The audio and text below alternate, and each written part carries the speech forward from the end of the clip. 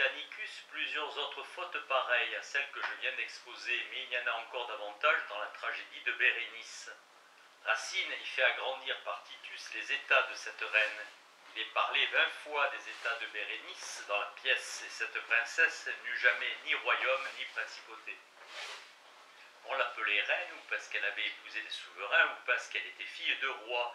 L'usage d'appeler reine les filles de rois a eu cours dans plusieurs pays et même en France. Racine suppose que son Antiochus, celui qui fut blessé dans un combat des troupes d'Othon contre celles de Vitellius et qui avait mené un secours aux Romains devant Jérusalem, fut roi de Commagène sous l'empire de Titus, quoique les historiens nous apprennent que le père de ce prince infortuné a été le dernier roi de Commagène. Il fut soupçonné sous l'empire de Vespasien, le père et le prédécesseur de Titus, d'intelligence avec les Parthes, et il fut obligé de se sauver chez eux avec ses fils, dont l'Antiochus de Racine était un pour éviter de tomber entre les mains de Césénus Petis, qui avait ordre de les enlever. Brutus se mit en possession de la Commagène, qui fut dès lors réduite pour toujours en province de l'Empire. Ainsi, lors de l'avènement de Titus au trône, Antiochus Épiphane était réfugié chez les Parthes, et il n'y avait plus de roi de Commagène. Notre poète pêche encore contre la vérité quand il fait dire à Paulin que Titus charge comme son confident de lui parler sur le mariage de Bérénice, qu'on a vu. De deux reines seigneurs devenir le mari, et s'il faut jusqu'au bout que je vous obéisse, ces deux reines étaient du sang de Bérénice. Ce Félix, si connu par Tacite et par Joseph, n'épousa jamais qu'une reine ou une fille d'un rang royal qui fut Drusille. Il est vrai qu'elle était du sang de Bérénice. C'était sa propre sœur. Je ne voudrais donc pas accuser de pédanterie celui qui censurerait Racine d'avoir fait un si grand nombre de fautes contre une histoire autant avérée et généralement aussi connue que l'histoire des premiers empereurs des Romains, comme d'être tombé dans des erreurs de géographie qu'il pouvait aisément s'épargner. Telle est l'erreur qu'il fait commettre par Mithridate en lui faisant dire à ses fils dans l'exposition de son projet, Mithridate, de passer en Italie et de surprendre Rome. Doutez-vous que l'Euxine ne me porte en 2 jours au lieu où le Danube y vient finir son cours? Il en pouvait bien douter, dit un prince qui a commandé des armées sur les bords du Danube et qui, comme Mithridate, a conservé sa réputation de grand capitaine dans l'une et dans l'autre fortune, puisque la chose est réellement impossible.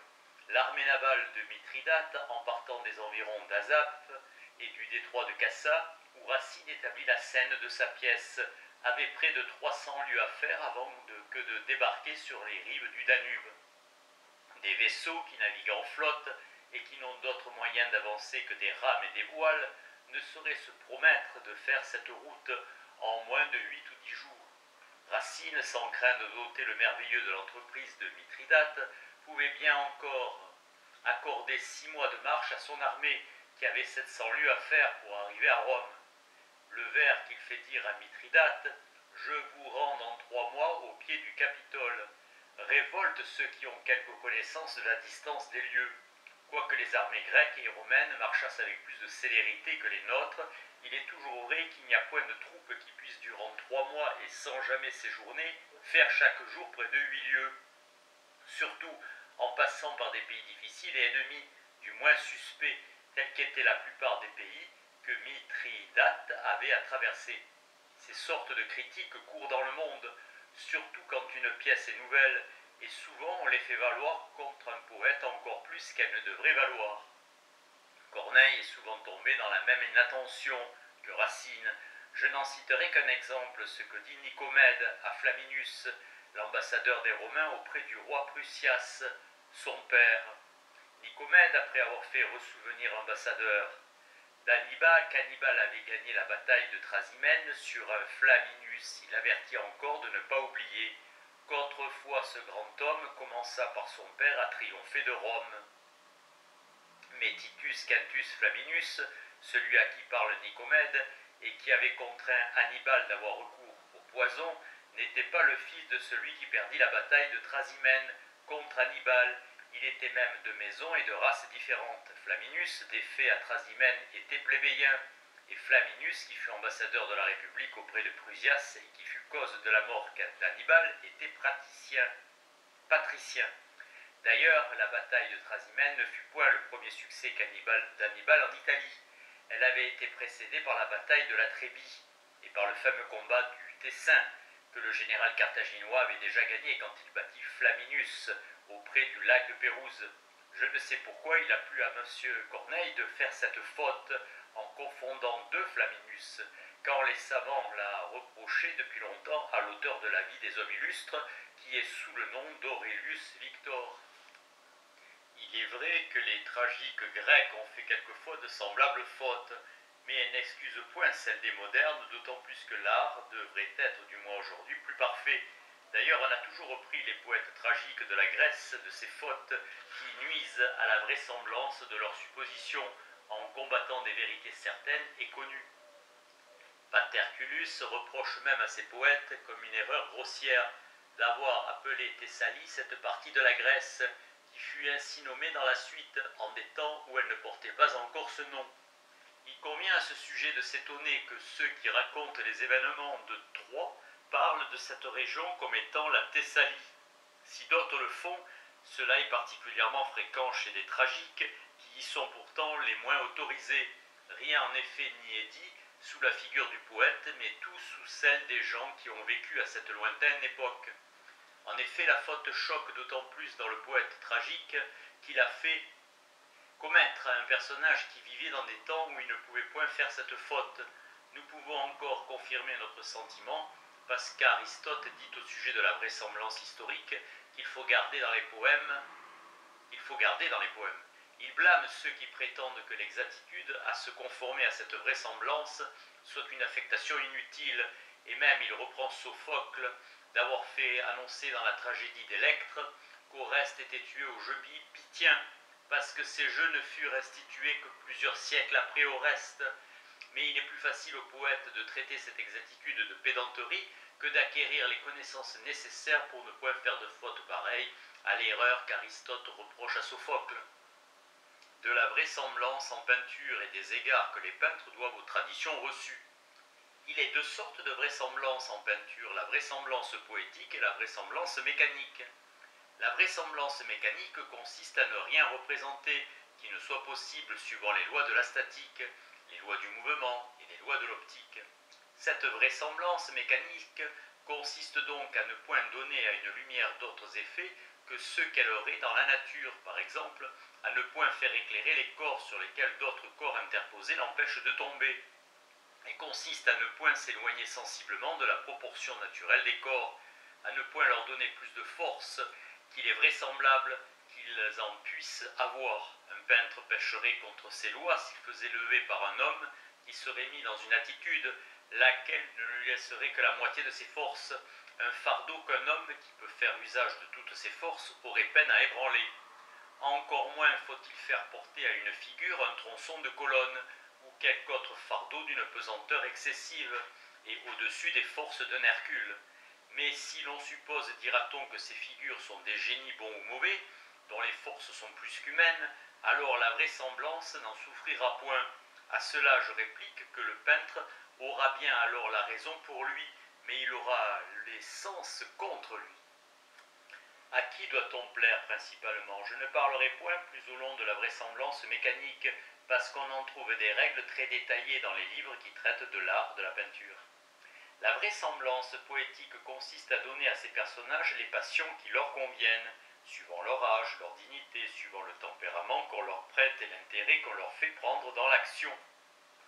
Elle consiste à observer dans son tableau ce que les Italiens appellent il costume, c'est-à-dire à s'y conformer à ce que nous savons des mœurs, des habits, des bâtiments et des armes particulières des peuples qu'on veut représenter.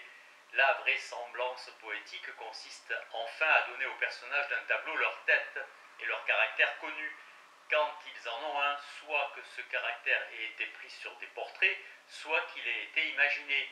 Nous parlerons tantôt plus au long de ces caractères connus.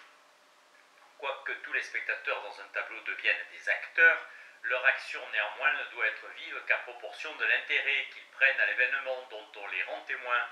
Ainsi le soldat qui voit le sacrifice d'Iphigénie doit être ému, mais il ne doit point être aussi ému qu'un frère de la victime. Une femme qui assiste au jugement de Suzanne et qu'on ne reconnaît point à son air de tête ou à ses traits peut-être la sœur ou la mère de Suzanne ne doit pas montrer le même degré d'affliction qu'une parente. Il faut qu'un jeune homme applaudisse avec plus d'empressement qu'un vieillard. L'attention à la même chose est encore différente en ces deux âges. Le jeune homme doit paraître livré pleinement à tel spectacle que l'homme d'expérience ne doit voir qu'avec une légère attention. Le spectateur, à qui l'on donne la physionomie d'un homme d'esprit, ne doit point admirer comme celui qu'on a caractérisé par une physionomie stupide. L'étonnement d'un roi ne doit point être celui d'un homme du peuple. Un homme qui écoute de loin ne doit pas se présenter comme celui qui écoute de près. L'attention de celui qui voit est différente de l'attention de celui qui ne fait qu'entendre. Une personne vive ne voit pas et n'écoute pas dans la même attitude qu'une personne mélancolique. Le respect et l'attention que la cour d'un roi de Perse témoigne pour son maître doivent être exprimés par des démonstrations qui ne conviennent pas à l'attention de la suite d'un consul romain pour son magistrat. La crainte d'un esclave n'est pas celle d'un citoyen, ni la peur d'une femme celle d'un soldat. Un soldat qui verrait le ciel s'entr'ouvrir ne doit pas même avoir peur comme une personne d'une autre condition. La grande frayeur peut rendre une femme immobile, mais le soldat éperdu doit encore se mettre en posture de se servir de ses armes, du moins par un mouvement purement machinal. Un homme de courage, attaqué par une grande douleur, laisse bien voir sa souffrance peinte sur son visage, mais elle n'y doit point paraître telle qu'elle se montrerait sur le visage d'une femme. La colère d'un homme bilieux n'est pas celle d'un homme mélancolique. On voit au maître-autel de la petite église de Saint-Étienne de Gênes un tableau de Jules Romain qui représente le martyre de ce saint. Le peintre y exprime parfaitement bien la différence qui est dans l'action entre l'action naturelle des personnes de chaque tempérament, quoiqu'elles agissent par la même passion, et l'on sait bien que cette sorte d'exécution ne se faisait point par des bourreaux payés, mais par le peuple lui-même. Un des juifs qui lapide le saint a les cheveux roussâtres, le teint haut en couleur, enfin, toutes les marques d'un homme bilieux et sanguin, et il paraît transporté de colère. Sa bouche et ses narines sont ouvertes extraordinairement. Son geste est celui d'un furieux, et pour lancer sa pierre avec plus d'impétuosité, il ne se soutient que sur un pied. Un autre juif placé auprès du premier, qu'on reconnaît être d'un tempérament mélancolique, à la maigreur de son corps, à son teint livide comme à la noirceur des poils. Il ramasse tout le corps en jetant sa pierre, qu'il adresse à la tête du saint. On voit bien que sa haine est encore plus forte que celle du premier, quoique son maintien et son geste ne marquent pas tant de fureur. Sa colère contre un homme condamné par la loi et qu'il exécute par principe de religion n'en est pas moins grande pour être d'une espèce différente. L'emportement d'un général ne doit pas être le même que celui d'un simple soldat. Enfin, s'il en est de même de tous les sentiments et de toutes les passions. Si je n'en parle point plus au long, c'est que j'en ai déjà dit trop pour les personnes qui ont réfléchi sur le grand art des expressions, quand je n'en saurais dire assez pour celles qui n'y ont pas réfléchi. La vraisemblance poétique consiste encore dans l'observation des règles que nous comprenons, ainsi que les Italiens sous le mot de costume. Observation qui donne un si grand mérite au tableau de Poussin. Suivant ces règles, il faut représenter les lieux où l'action s'est passée tels qu'ils ont été, si nous en avons connaissance, et quand il n'en est pas demandé de notion précise, il faut, en imaginant leur disposition, prendre garde à ne point trouver en contradiction avec ce qu'on en peut savoir. Les mêmes règles veulent encore qu'on donne aux différentes nations qui paraissent ordinairement sur la scène des tableaux la couleur de visage et l'habitude de corps que l'histoire a remarqué leur être propre. Il est même beau de pousser la vraisemblance jusqu'à suivre ce que nous savons de particulier des animaux de chaque pays quand nous représentons un événement arrivé dans ce pays-là. Le Poussin, qui a traité plusieurs actions dont la scène est en Égypte, met presque toujours dans ses tableaux des bâtiments, des arbres, des animaux qui, par différentes raisons, sont regardés comme étant particuliers à ce pays. Le Brun a suivi ces règles dans ses tableaux de l'histoire d'Alexandre avec la même ponctualité. Les Perses et les Indiens s'y distinguent des Grecs à leur physionomie autant qu'à leurs armes. Leurs chevaux n'ont pas le même corsage que ceux des Macédoniens. Conformément à la vérité, les chevaux des Perses y sont représentés plus minces. J'ai entendu dire à Perrault que son ami Le brun avait fait dessiner à Alep les chevaux de Perse, afin d'observer le costume. Sur ce point-là, dans ses tableaux, il est vrai qu'il se trompa sur la tête d'Alexandre dans le premier qu'il fit. C'est celui qui représente les reines de Perse au pied d'Alexandre. On avait donné à Lebrun pour la tête d'Alexandre une tête de Minerve, qui était sur une médaille, au revers de laquelle on lisait le nom d'Alexandre. Ce prince, contre la vérité qui nous est connue, paraît donc beau comme une femme dans ce tableau. Mais Lebrun se corrigea dès qu'il eut été averti de sa méprise, et il nous a donné la véritable tête d'Alexandre dans le tableau du passage du Granique et dans celui de son entrée à Babylone. Il en prit l'idée d'après le buste de ce prince qui se voit dans un des bosquets de Versailles sur une colonne et qu'un sculpteur moderne a déguisé en Mars gaulois en lui mettant un coq sur son casque. Ce buste ainsi que la colonne qui est d'albâtre oriental ont été apportés d'Alexandrie. La vraisemblance poétique exige aussi qu'on représente les nations avec leurs vêtements, leurs armes et leurs étendards, qu'on mette dans les enseignes des Athéniens la chouette, dans celle des Égyptiens la cigogne et l'aigle dans celle des Romains.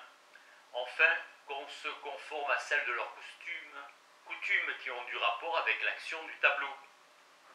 Ainsi, le peintre qui fera un tableau de la mort de Britannicus ne représentera point Néron et les autres convives assis autour d'une table, mais bien couchés sur des lits.